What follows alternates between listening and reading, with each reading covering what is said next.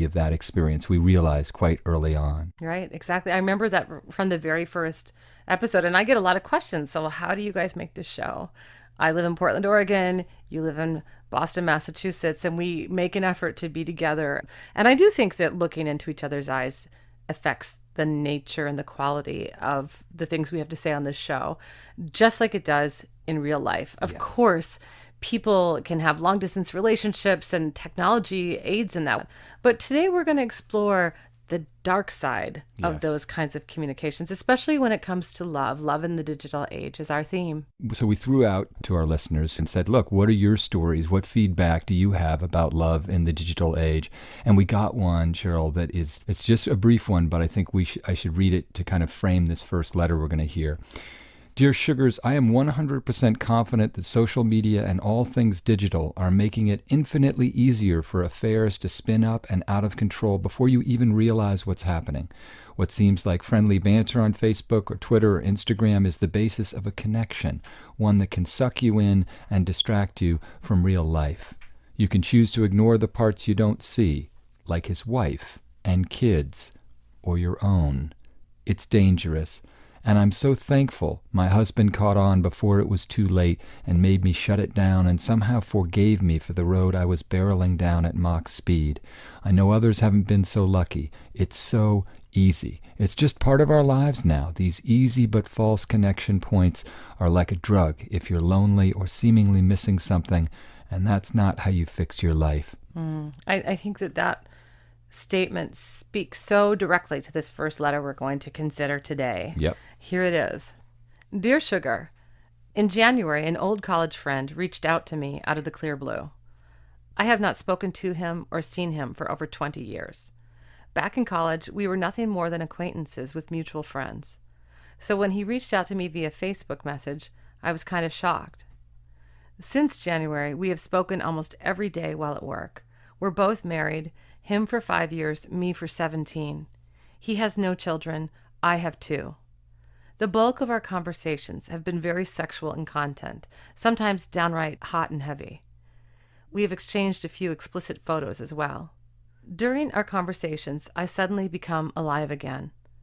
I felt energized that someone who I have not seen or spoken to in over 20 years is telling me that he wants me. He said his biggest regret from college was not pursuing a relationship with me. What 42-year-old woman wouldn't like that little spring in her step from something like this? There was even one message where he told me he loved me, and he had real feelings for me. I said the same to him. One of our last messages this week was unbelievable. We went back and forth, just chatting about things, nothing in particular. He told me I was so cute and funny, and how he cared for me. I felt like I was on cloud 9. I was surprised by this exchange, as it was in the evening, and I know he's home with his wife then. The following day we had a short exchange, and I reached out that night to ask a question. I hesitated in sending this message, but figured since he had reached out to me the previous evening, it was okay. It turns out it was a bad thing, because at that moment he and his wife were looking at something on Facebook. He told her I was an old college friend, which isn't a lie, but she doesn't know the extent of our relationship. One thing I need to mention is that this time last year, my husband and I were on the verge of divorce. I found out he'd cheated on me. We went through therapy, and we're in a much better place now. I love my husband with all my heart, and he is the father of our kids. But am I in love with him is the bigger question.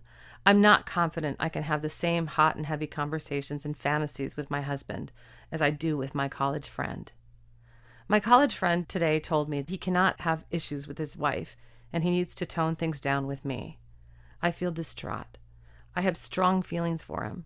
I feel like a teenager who just broke up with her boyfriend, even though I know I shouldn't. My parting words to my friend were, I guess I'll talk to you whenever. His response was, we'll talk. I don't know what to do. I'm living in a fantasy world that isn't reality, but it has turned my world upside down. I've had visions of us leaving our spouses and being together. I'm now left dealing with the self-inflicted ramifications of this long-distance Facebook message love affair. How dumb, I think to myself. Sugars, what do you think of this mess I've gotten into? Signed, Torn. Well, it is important to realize that the reason that we reach out, and of course the internet's just a tool and it makes it easier, but the reason we would do this, and men and women have done this throughout history, the reason we seek attention from another is because there's some underlying sense of deprivation. And Torn, what you're telling us is, I felt dead in my marriage, or some part of me felt dead, and this flirtation, online flirtation, has brought me alive again. And the way in which it's brought you alive is actually, to be honest, and I don't mean this in a derisive way, but when you speak about it, it's not the way that an adult speaks about an adult relationship. You're cute, you're funny. It has the sound of a high school relationship. And she compares herself to a teenager. Right. But she feels like a broken-hearted right. teenager. And I don't blame you one bit, because you know what? Cheryl and I are both married, and we both have kids and complicated lives, and it wears you out. But this is a fantasy relationship, and it is extraordinarily destructive to your life. And then I'm going to also say to the relationship you have with your husband, and, you know, to the family that you've built. And the issue isn't so much that you must stop for some, you know, puritanical reason. It's that you clearly need to address the real issue, which is you need to feel alive in your marriage, if that is possible. Yes. And I think, you know, this feeling dead in a relationship, I think that it can be an overstatement. I think part of being in a long-term monogamy is you don't have the thrill of checking Facebook and have some like guy you knew 20 years ago telling you you're awesome. Right. I mean, there's nothing like that first falling in love feeling. You know, brain science tells us it's actually like a drug. Like your body is flooded with brain goo that makes you feel good. That is the technical term. Is it clear that I'm not a scientist? It is not but clear it to is, me. and it feels like a high. Yep. And I think we all remember, you know, I'm sure you remember the early days with Aaron. I remember the early days with Brian. I value our love now more. I think it's deeper and all of that stuff. But yeah, do I sometimes miss the thrill? Right. But I think that that's what's going on here. And that's what really the digital world really makes possible. I mean, our inbox is full of letters like yours, Torn. You know, I mean, we could read 30 of them right now, Yep. and they almost all have the same trajectory. Right. It's somebody from the past. In your case, you hardly knew him. Sometimes it's an old boyfriend or girlfriend. One thing leads to another. You have good intentions. Pretty soon, you believe yourself to be in love with somebody who isn't real to you, who you really don't know, who isn't somebody you have to contend with in any kind of real world way. Right. And it is a fantasy. It's a fantasy that is destructive, but it can be instructive. It That's can right. be the mark to you that it's not that your marriage has to end. Maybe it does have to end. I mean, maybe it is true that the reason for this emotional affair, which is what it is that your needs can't be met any longer by this relationship. Yeah. But, you know, the best thing is to find out, to bring it into the light, forget about this online relationship and deal with your life. Yeah. And it's obviously notable that in some part of you, turnabout is fair play. Your husband cheated on you. And yes, you went through therapy, but clearly there's some part of you that's saying, hey, you did it, and now I'm doing it. And that is why I'm convinced to some extent that you guys have more work to do. You're never going to get back to that point where you felt that thrill every time, the agony of desire, as it were, every time you saw that person. You know, if there was some such feeling, that pleasure center in the brain, then those rats in those cages would die pressing that particular Right. lever, okay?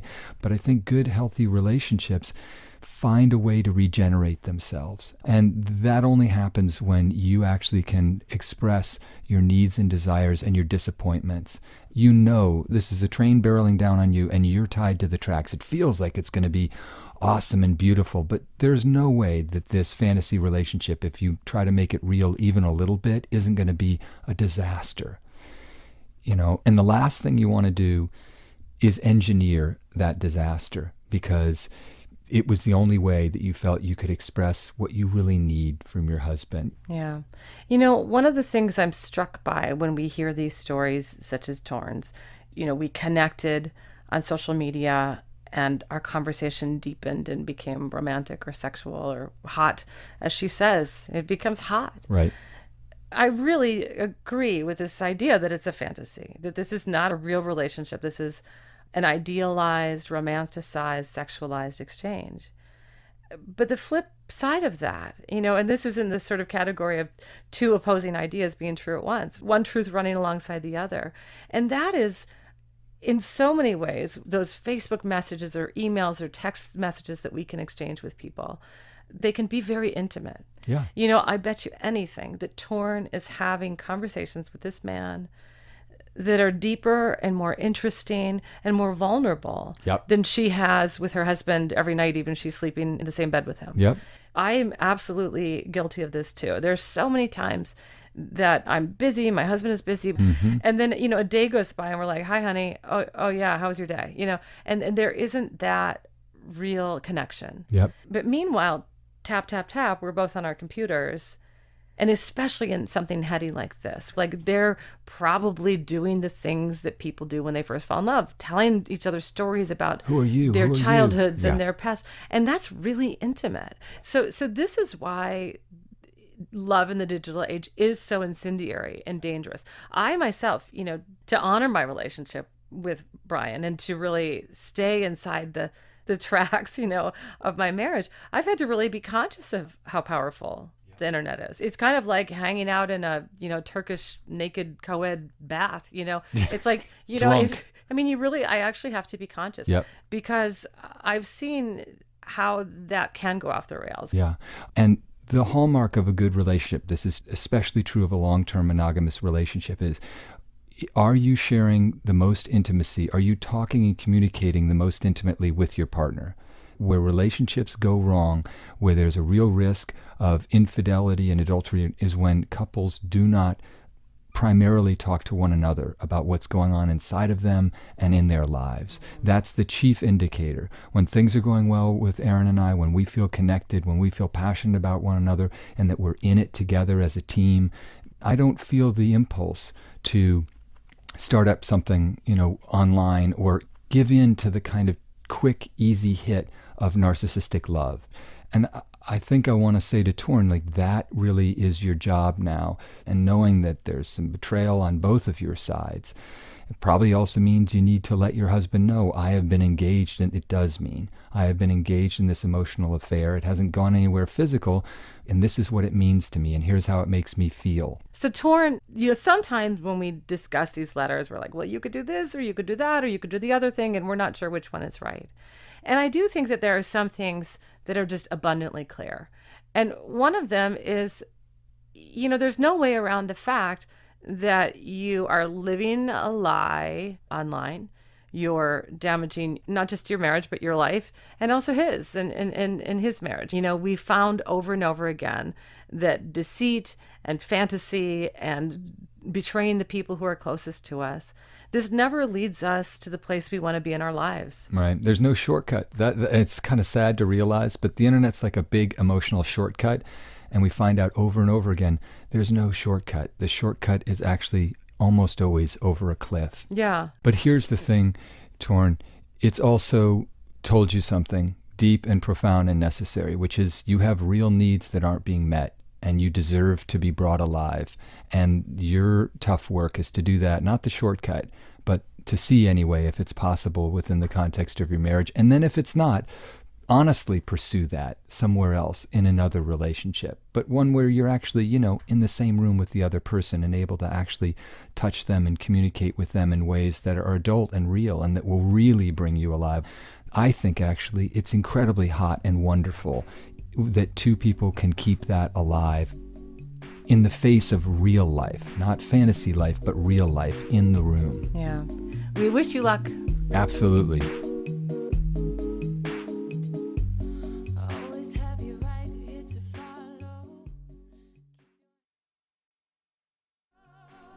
So, we had this amazing response to our social media call out. Who would have thunk it? A number of people have lots to say about love in the digital age. No surprise at all.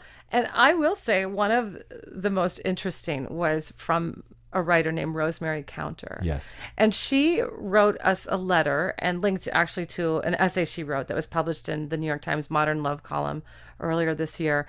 And it told a story so fascinating and creepy that we thought we'd have her on the show as a guest. Yes. So we're going to call her up right now. Let's do it. Hello. Rosemary. Hi. Hi, this is Cheryl Strayed, and I'm here with Steve Almond. Hi. Oh, hi. Thank you so much for calling me. I'm so excited. Well, thank you for agreeing to be on the show. We read your essay, and we were both just so blown away by your experience. Would you tell us your story? Of course. So this was a while ago. This was 10 years ago now. And so it was kind of before everybody was on Facebook and Twitter and Instagram and all that stuff. But we were on Craigslist. Yeah. And we used to hang, me and my friends. We would read the Craigslist missed connections ads all the time. Yeah. And then one night, my friend Kate clicked on one of them, and she kind of squealed a little bit, and she said, "Oh my gosh, this is you."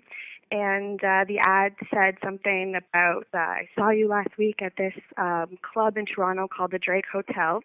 You were there dancing with your friends. You had red hair," which I did at the time. Described my outfit. I was just wearing a shiny black tank top and a pair of jeans. So Kate basically said, "This is you, this is you, email him, email him." So then we talked over email for a while, and then he asked me out on a date, and he said, "I'd love to drive downtown and pick you up," which was a big deal for me at 22 because I didn't know anybody with a car in the city, right? And he said it was no big deal because he was taking his brother to the airport, and he was going to be downtown anyway, and so it was great, and we went out for dinner, and we had this romantic candlelit dinner where he said all the right things, and he said that he was just looking for the right girl and he was ready to settle down, and I of course just ate all this right up. But then the next day, actually, he called me first thing in the morning, and he said that he was taking the day off work because he could, and he wanted to spend the day with me. And so we kind of started full speed ahead, and we were just going on endless dates, like 3 dates a day. And I was a waitress, and I would say, "I have to go to work." And he'd say, "Can I drive you? Can I pick you up later? Do you want to go for a drink?" He was just very attentive, and I loved it. But it wasn't meant to be, alas. So how did you learn that it wasn't meant to be? Tell us the end of this story. My friend Kate, the same one who found the ad, this was 10 days later, she kind of confronted me, and I didn't believe her at first. I thought that she was jealous and petty, and she didn't have anybody, and I had this great new boyfriend who had a car. And she said, "There's something not right about him. It's too much." And she said that it was weird that I hadn't been to his apartment, which I hadn't been to. She thought that I didn't know enough about him, and I didn't know very much about him, actually, because I was busy talking about myself and being self-centered. And so she was the one who said, "You should call him and you should ask him, if there's anything that he wants to say." And so I did that. I called him from a parking lot, and I said, "You know what, my friend, she has a bad feeling about you, and is there anything that you want to tell me?" And that was the moment that he just burst into tears, and he said that he was, he's married, of course, aren't they always? And he has a kid, and there's another baby on the way, and he does not have a brother. It was his wife that he took to the airport, and the whole thing had kind of been a setup while she was out of town. And then the worst part for me was that he had never at all been to the Drake Hotel. And the whole thing was set up with a vague description. He put that up, set this trap, and let me walk into it. That's what's so interesting to me is you could have been anyone, He wasn't looking for you. He was looking for someone like you. Yeah. But the fact that he was looking for me specifically is exactly what made him so appealing to me. Right. You were buying into a fantasy, and he was indulging in a powerful fantasy. And you can just imagine, and we've talked about it before, the more pressure there is at home, and it's no coincidence that his second child is on the way, the more oftentimes people react to that by saying, "Oh, well, maybe I can construct a fantasy." Yeah. Yeah. I think it's really fascinating that as soon as you asked him a question, he burst into tears. And it's almost, to me, like that piece of it too was staged, and it's a very manipulative thing. He expects you to sympathize with him or feel sorry for him. Oh, he did this terrible thing to you, and now you're supposed to, in some ways, feel as if he's the one who's been injured. How did you respond to his tears? Hearing you say that, I kind of feel like I am sympathetic to him, maybe not at the time. At the time I was really angry and I felt so used and naive, I felt awful about it for years. But in retrospect, I think I do have a lot of sympathy for what was obviously a really unhappy marriage. And I know now that they have since split up. I don't know if it has anything to do with me at all, but I do feel that there was way more to the story than I will ever know. And in a lot of ways, I'm lucky that I was just there for a week and a half and I got to learn a lesson and then tap out. I feel really bad for his wife in this situation. Yeah. And what about this man? You said that you are aware that he's divorced his wife now, and you know that because what? You tracked him online? Because in 10 years, all of a sudden, social media has changed and, I can plug his name into Google whenever and I can see where he works and, all the social media platforms he's on. He's got all these pictures. It's all the information that I could have used in the moment but didn't have. And so I can lurk him like a creep if I want to, and I do see that he's been divorced, and that's how I know that. Thanks so much, Rosemary. Oh, no, thank you. Keep doing your show. It's amazing. I love it. Oh, thanks. Thank you. Bye-bye. I'll keep listening. Thanks. Bye.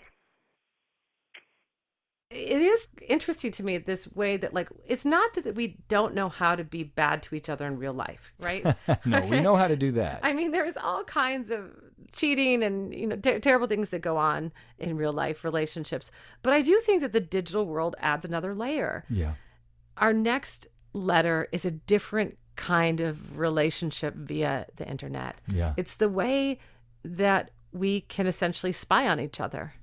In this case with Rosemary, here was this man, in so many ways, the internet shielded Rosemary from who he actually was. Yeah. The internet can also do the opposite thing. Especially now, because Rosemary was talking in the Right. Pleistocene era of internet, and we now know, as she made allusion to, now we have access to everything about both who we might be romantically involved with and who they were involved with some time ago. So we'll hear now a letter that has to do not just with obsessing over your romantic partner, but maybe one of his previous partners.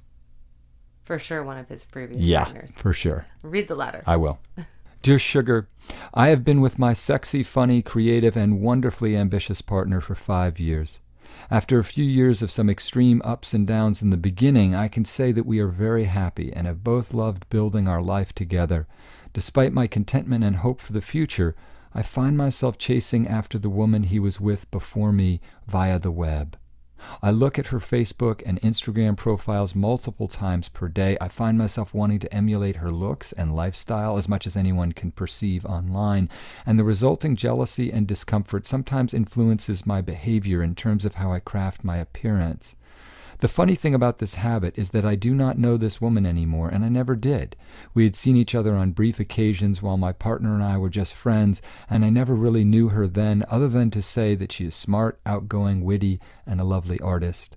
No matter how many times I've told myself that what she, like everyone else, posts online is often a teeny tiny fraction of an individual's happiest times in life, I still cannot help checking up on this woman and finding myself envious of her in a variety of ways. My partner was with this woman when we began seeing each other covertly. They soon broke up, and we've been together ever since. Does my continual chasing after this woman online mean that I still have something left to resolve about his betrayal of her? Or is she simply an easy target for my own insecurity? My heart is broken because I have compared myself so much to this woman over time that I fear I am losing my true sense of self in the process. How can I let go of these feelings of inadequacy and these impulses to find out what she's up to? Yours, struggling to find myself.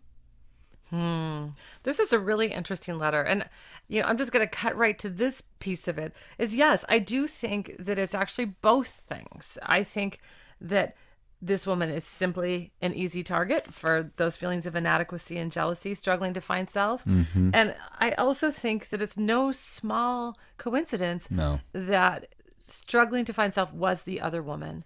Out, damn spot. She swooped in. Yeah. This is now her boyfriend. And I think that some of this stuff is now bubbling to the surface for her. Well, this is the psychological equation. It's probably not quite this clear cut, but it seems like it's something like, I took away this man from this woman, and I know that that wasn't the right thing to do, and I feel guilty about it because I'm an empathic enough person to realize that that would not feel good if I was in her shoes. And so, as punishment for that guilt, I will actually try to figure out what it's like to be in her shoes, Right. and obsessively punish myself. And it's such an interesting psychological move. I will actually find myself unworthy by looking at this woman, admiring her, thinking, oh, if only I could be her. And the fact is, in a sense, that makes you her, because you're the person who's reaching after, who's in doubt, who's tormented, as I think you imagine she felt. But that might not be right. What we do know and can say for sure is you are obsessed with this woman, and that is going to drive you crazy. It's not bringing you happiness, and that means you have to stop, but you're only going to stop once you start to question, why am I doing that? What does it mean? What do the fantasies of what this woman's life is like represent to me? What do I think will happen if I'm able to become her? And maybe it's, well, I'll get what I deserved in the end, but maybe it's more complicated than that. Maybe she represents freedom from being in a relationship, or maybe she represents whatever it is you're seeing in those photos. But people have a tendency to say, well, the internet's meaningless and all of the social media is meaningless. It doesn't mean anything. It's just a distraction. That's not true.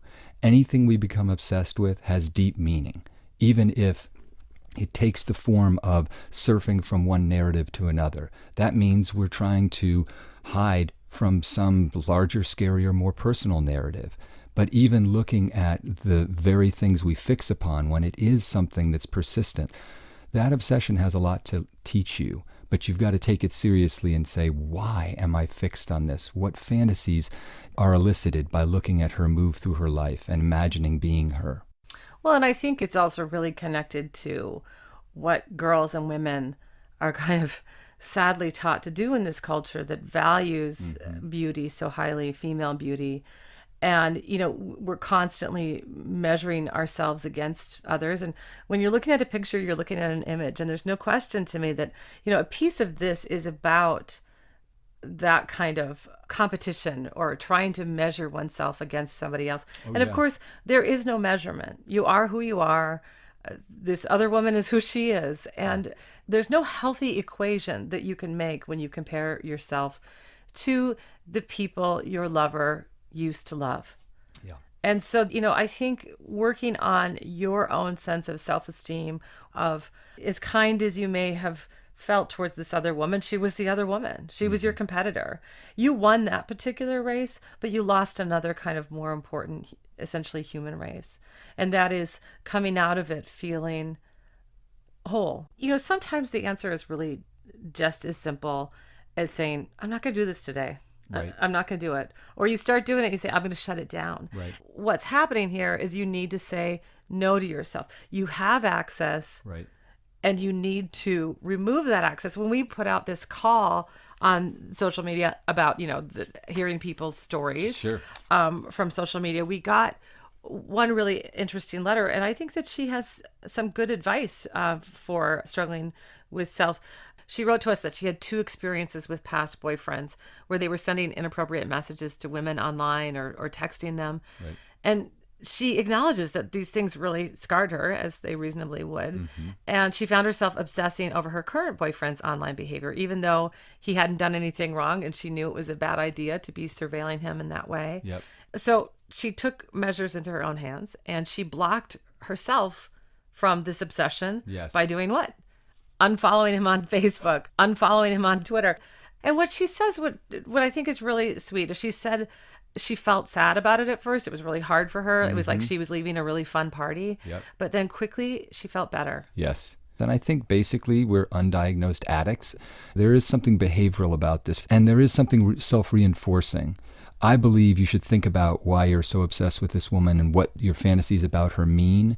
But I also think that if you turn off your capacity to spy on her, basically, you will find that you're naturally might be happier and less self-questioning and self-doubting. And that will actually reinforce the behavior of not going back to that dark place. It's like you have to relearn how to feel happier and more self-fulfilled. Indeed. Don't beat yourself up on this. This isn't like some crazy, weird thing you're doing. It's actually a pretty common and natural thing. And you just have to stop doing it, and you're going to be better for it. Yeah. Good luck. We know you can do it. This has gotta be the best thing that I ever felt. Feels like heaven in hell. Is it real? I can't tell. Love is really complicated in the digital age.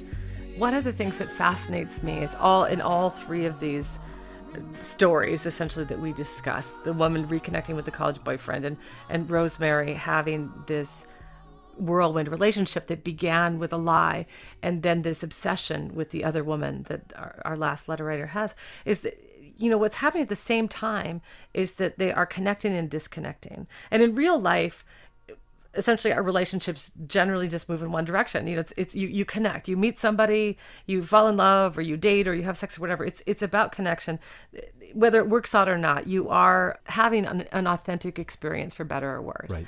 And what happened in each of these cases online, this fantasy love that this woman has for this college boyfriend.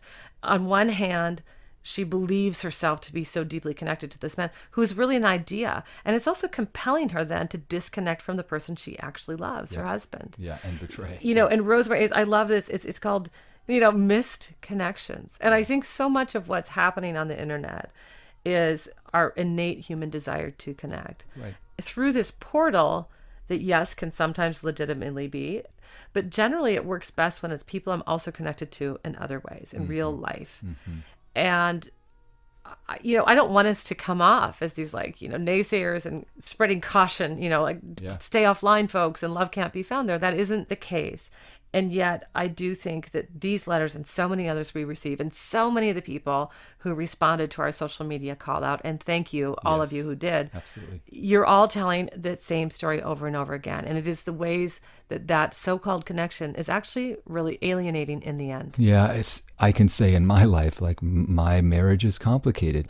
But when our screens go up, we are no longer with each other, and we're no longer saying the things that we need to say to each other, even the ones that are difficult. Because when we get led to temptation, it's because they're difficult needs or parts of us that feel unbearable, out of control, or desirous in ways that are illicit, that we don't feel brave enough to say to the person in the room. Right. Well, thank you so much for another fascinating conversation, Steve. I always love talking to you. Yeah, now we can go back to our phones. That's right. Yeah.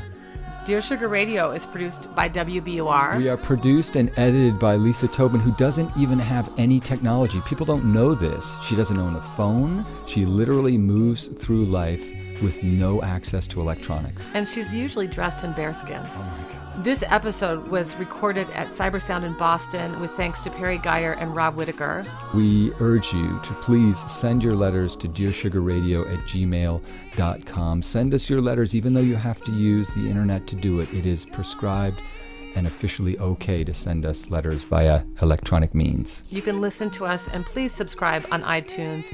The show notes are always available. That's like a list of all the songs and the books and the things we talk about. All of that stuff, you can find it in the show notes on our WBUR Dear Sugar page on the WBUR website. Yeah, see ya.